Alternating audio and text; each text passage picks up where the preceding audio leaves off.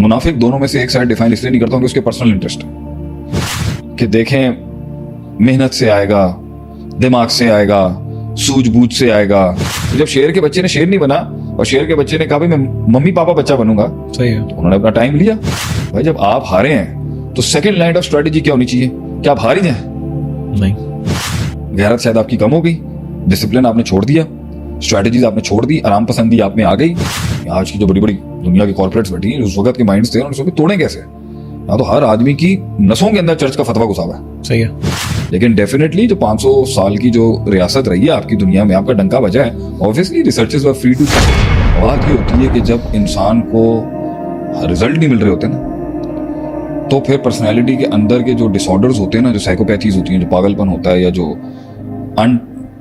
Indisciplined आप होता है, वो फिर इंसान को ना एक साइड डिफाइन करने की बात करता है। मुनाफिक दोनों में से एक साइड डिफाइन इसलिए नहीं करता हूं कि उसके पर्सनल इंटरेस्ट है। लेकिन मोमिन ग्रे के शेड में इसलिए होता है क्योंकि उसके पास एक यूनिवर्सैलिटी ऑफ डाइवर्सिटी है, चीज़ों को एक बहुत बड़े मसाइल का हल है उसके पास, जिसमें उसमें सबको रखना होता है। वो भी होता है एब्सोल्यूट किसी लेवल के ऊपर, लेकिन अक्सर जिंदगी रेवड़ को, बकरियों को और शेपर्ड को लेके चलना पड़ता है चीज़ों को। सही, it's very difficult to get one lining कुछ जगहों पे हो सकती है, हर जगह नहीं हो सकती। सेम गोज, इस तरह की बहुत सी मिसालें हैं, उलमा ने इस पे काफ़ी लिखा है। सेम गोज फॉर इस जिंदगी गुजारने के तरीक़ेकार में। क्या हमें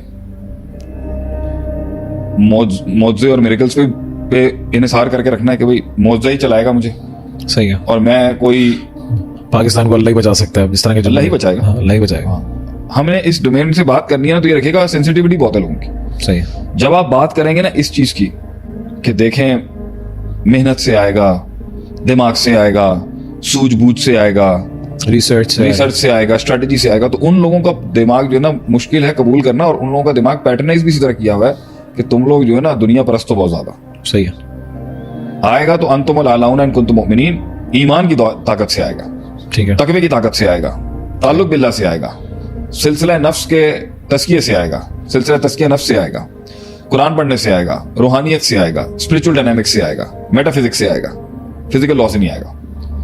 और जब आप बहुत ज्यादा इस पैटर्न की बात करेंगे ना कि भाई आज तो शेर जवान है, पूरी दुनिया पे राज कर रहा है, कल बूढ़ा होगा देखेंगे, अपनी औलाद के अंदर वही आग डालता है नहीं डालता।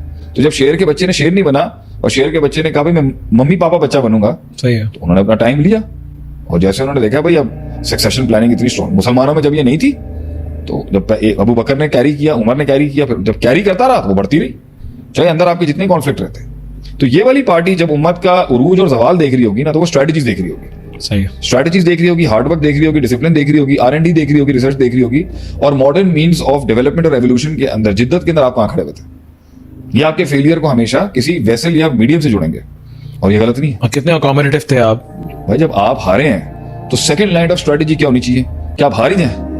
नहीं, आप फिर उस पावर के साथ टॉकिंग टर्म्स में आते हैं ना जी, कि भाई हमारे लिए इतना स्पेस दे दें, हम इतनी मार बर्दाश्त कर लेंगे और आपको भी इतना देंगे। तो फिर आप एक नई स्ट्रेटेजी बनाते हो भाई कि अब मैं इतना पावरफुल नहीं हूं, एक गद्दी से 100 से 30 पे आ गया हूं, तो भैया 30 के ऊपर अपने आर्सेनल को बचा के इनके साथ अब मजीद हमने चलना है। अब उस जंग के लिए जहां से मैं इस 30 को 60 तक पुश करूंगा, मुझे हो सकता है 30-40 साल लग जाए। ठीक है, अल्लाह के नबी में सुलह हुदैबिया कर ली, 10 साल की सीज़फायर कर ली।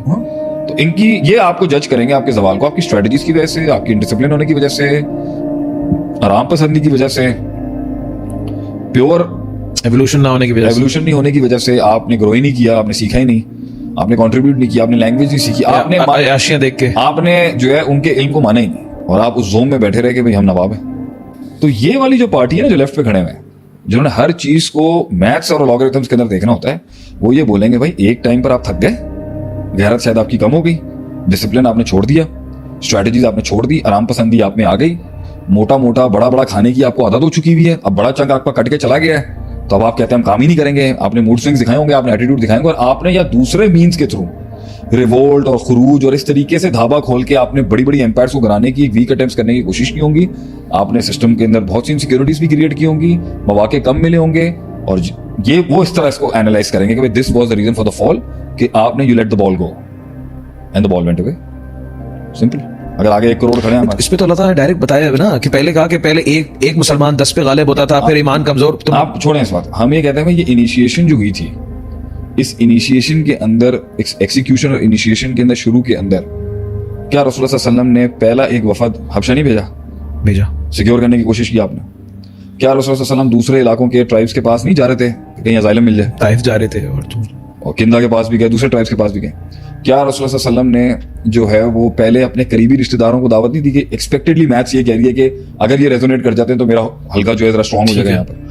तो ग्राउंड तो आप हर जगह देख रहे हैं। अल्लाह के रसूल दुआ कर रहे हैं अमर बिन हशाम या उमर बिन खत्ताब में से कोई मान लिया। इस्लाम अमर बिन हशाम और उमर बिन खत्ताब, आप बंदों की मैन मार्किंग कर रहे हैं कि अगर ये आ जाएगा उमर बिन खत्ताब आज, हालांकि दीन जन्नत में सबने जाना ना। रसूलुल्लाह सल्लल्लाहु अलैहि वसल्लम ने एक छोटा सा हेडक्वार्टर नहीं बनाया हुआ था अरकम के नाम से, दायरे के वहां पे इंटरनल मीटिंग्स चल रही थी। तो किस जगह के ऊपर आप सल्लल्लाहु अलैहि वसल्लम ने असबाब को, मीडियम्स को और उन स्ट्रेटजीज को इग्नोर किया है? अच्छा, आप सल्लल्लाहु अलैहि वसल्लम ने, ये अल्लाह नहीं कुरान में कह रहा उनके बातिल इलाहों को गलत मत कहो, कहीं तुम्हारे वो हक के इलाह को गाली ना निकाल दे। एक पैटर्न है बकायदा। आप कहनी मैं तो गाल कटांगा ना, कॉमन टर्म्स पे बुलाओ। हाँ, तालु इला कलिमतिन सवाइन बैनना व बैनकुम, कॉल टू कॉमन टर्म्स, वो वाला मत छेड़ें जिससे ज्यादा फसाद क्रिएट हो सकता है। तो डेटरेंस के तौर पे, प्रोडक्टिविटी के लिहाज से, प्रोग्रेशन के लिहाज से मीडियम्स, उसूल, एक्सपीरियंसेस, नंबर्स का ख्याल रखा गया। देखिए, अगर आप क्रिश्चियनिटी को स्टडी करें ना, वहां पर भी हेरेटिक्स का बड़ा एक सिलसिला मिलेगा आपको, गुस्ताख, मुर्तद।